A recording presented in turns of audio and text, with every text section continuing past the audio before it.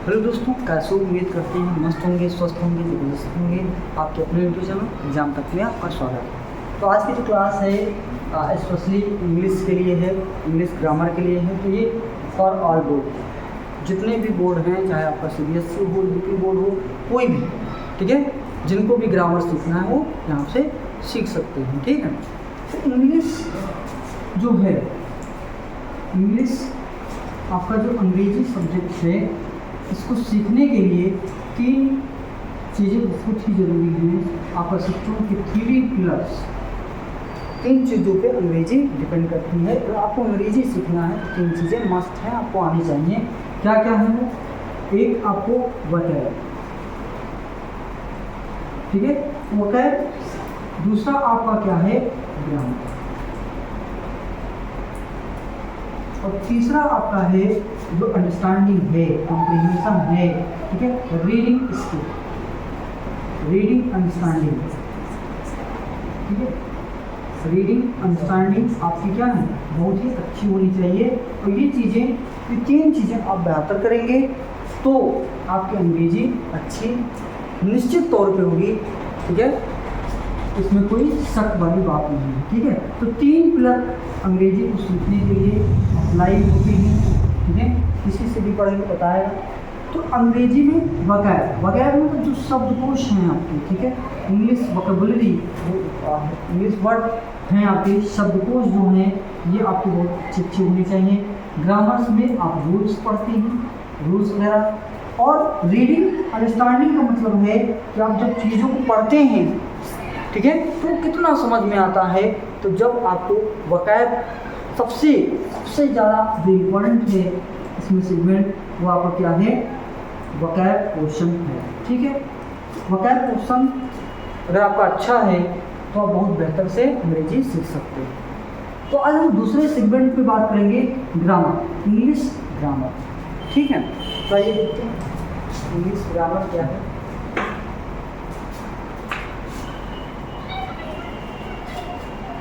तो English grammar में भी बहुत सारी चीज़ें होती हैं, जिसमें से आज हम आप लोग को पढ़ाएंगे ट्रांसलेशन। क्या पढ़ाएंगे? ट्रांसलेशन। ट्रांसलेशन मतलब आपका क्या होगा? अनुवाद। अब अनुवाद क्यों करते हैं? तो एक भाषा को हम दूसरी भाषा में क्या करते हैं? जब बदलते हैं, ठीक है, एक भाषा को दूसरी भाषा में जब हम कन्वर्ट करते हैं, बदलते हैं, तो यही प्रक्रिया क्या कहलाती है? अनुवाद कहलाती है। तो ये यही आपको ट्रांसलेशन पढ़ना है। तो ट्रांसलेशन में भी बहुत सारी चीज़ें आती हैं, ठीक है, ट्रांसलेशन में भी बहुत सारी चीज़ें आती हैं। तो वर्ब टू बी आज हम लोग पढ़ेंगे, एकदम 0 से हीरो वाली क्लास में है ही। तो एकदम हम use of verb to be देखेंगे। वर्ब टू बी में भी बहुत सारी चीज़ें आती हैं। वर्ब टू बी में आपके इज, आपका एन आता है, आपका आर आता है, आपका वाज आता है, आपका वर आता है, ठीक है। तो ये सारी चीज़ें आपकी इसमें आती हैं, ठीक है। विल शायल आता है, ठीक है, विल शायल। अब विल शायल में लगाइए, वर्ब टू बी में इतना ही करिएगा, क्योंकि विल शायल में हम मॉडल ऑक्सिलरी वर्ब के रूप में हम उसको पढ़ा जाएगा। तो इसमें से जो आपका इज एंड आर है, इसको हम सिंपल प्रेजेंट टेंस में इसको हम रखते हैं, जो प्रेजेंट टेंस में होता है, जिसको हम सिंपल प्रेजेंट का नाम दे दिया जाता है, ठीक है। जो आपका वाजवर है, इसका उपयोग हम कहाँ करेंगे? तो ये आपका सिंपल पास्ट टेंस में, इसमें सिंपल पास्ट टेंस में इसका हम यूजेस करते हैं, ठीक है। तो इसमें पहला हम लोग पढ़ेंगे तो वर्ब टू बी को ही आप इसमें विल, शायद, ये सब कुछ आएगा, तो सिंपल फ्यूचर टेंस के रूप में भी पढ़ा जाएगा, ठीक है। लेकिन सबसे पहला जो सेगमेंट आपका जो होगा वो क्या होगा? इज एंड आर और सिंपल प्रेजेंट टेंस के रूप में इसको हम देखेंगे, ठीक है। तो ये देखते हैं, शुरू होगा आपका, कह सकते हो कि use of is and are, use of is and are.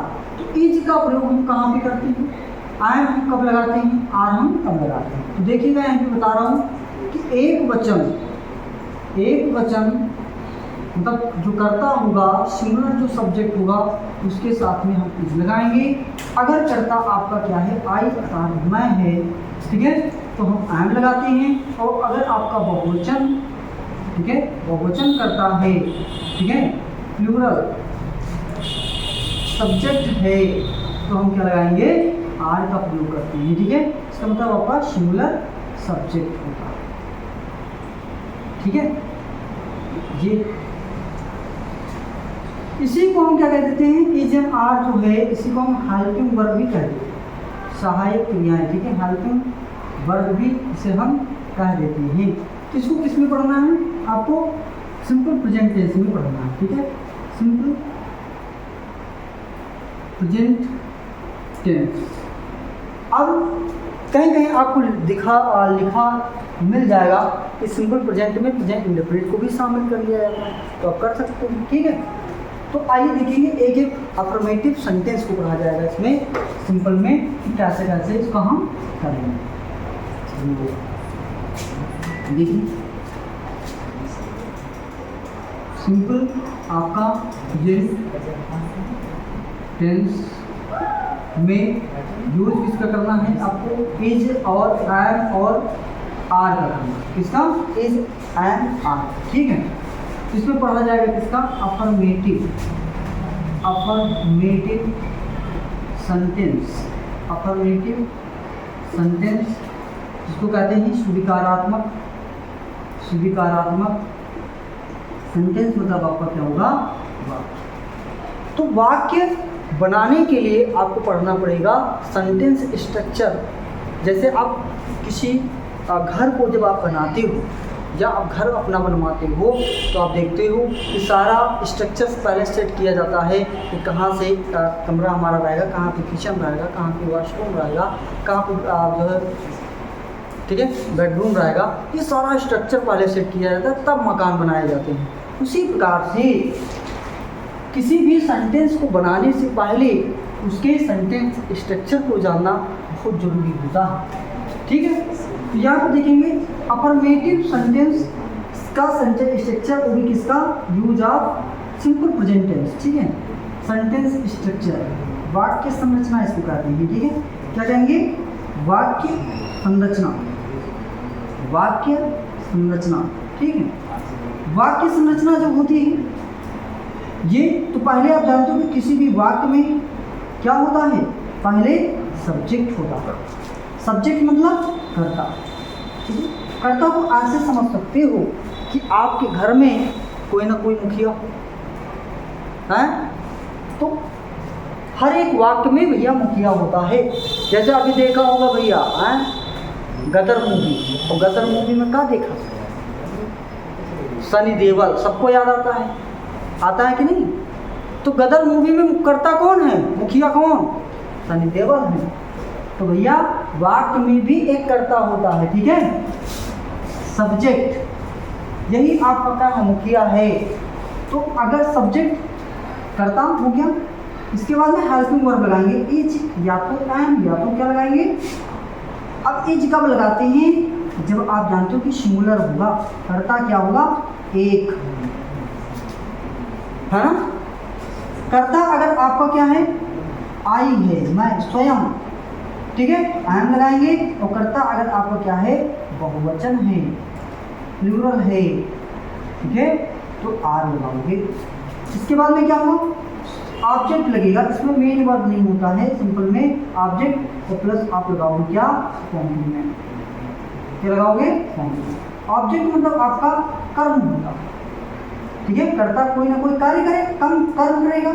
और ये कॉम्प्लीमेंट पूरक, अदर वर्ड भी कह सकते हो, ये चीज़ें आती हैं। ये आपका सेंटेंस स्ट्रक्चर बना कि हम पहले कर्ता लगाएंगे, कर्ता एक वचन है, मैं है, ठीक है, या बहुवचन है, उसके आधार पे इज एंड आर लगाएंगे और फिर कर्म लगाएंगे, फिर आपको कॉम्प्लीमेंट लगाना होगा, ठीक।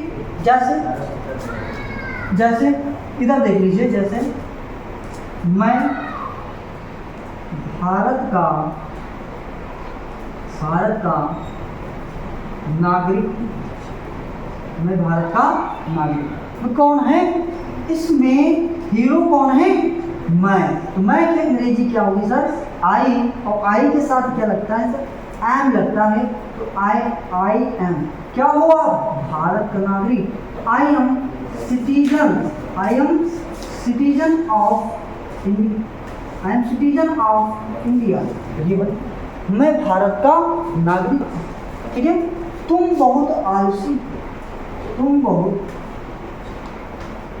आलसी हो, ठीक है। ये एग्जाम्पल देखिएगा, आलसी हो, ठीक है। तो क्या बनेगा? यू। तुम करता हूँ कौन है? कौन आलसी हो? तुम। और तुम आलसी हो, यू क्या है? बहुवचन है, तो यू आर। बहुत के लिए क्या लगाएंगे? वेरी। और अब बताओ, अगर आपका वकैब नहीं है तो रूल के धरे रह जाएंगे, नहीं पता हो तो यहाँ पे क्या होगा? आलसी के लिए क्या लगाएंगे? लेजी। तो स्टॉप कर देंगे, यू आर वेरी लेजी, तुम बहुत आलसी हो, यह आपका सेंटेंस बन जाएगा, ठीक। तो कुछ सेंटेंस दे रहे हैं, आपको भी बनाना है, ठीक है। बना के और उसके बाद में कमेंट बॉक्स में छाप देना, चेक करूँगा कि इनका सही जा रहा है, ठीक है। चलो देखिए,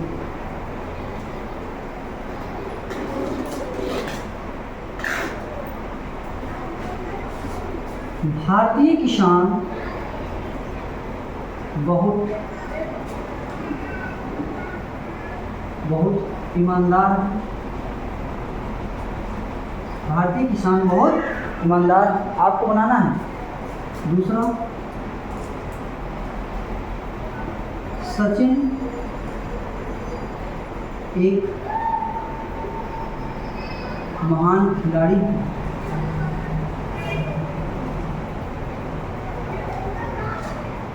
तीसरा, मेरी माताजी बहुत कमजोर।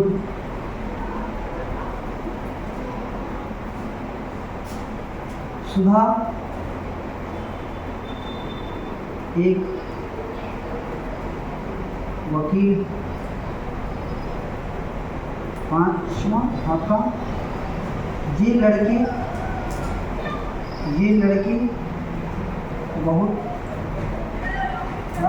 शैतान है, ठीक।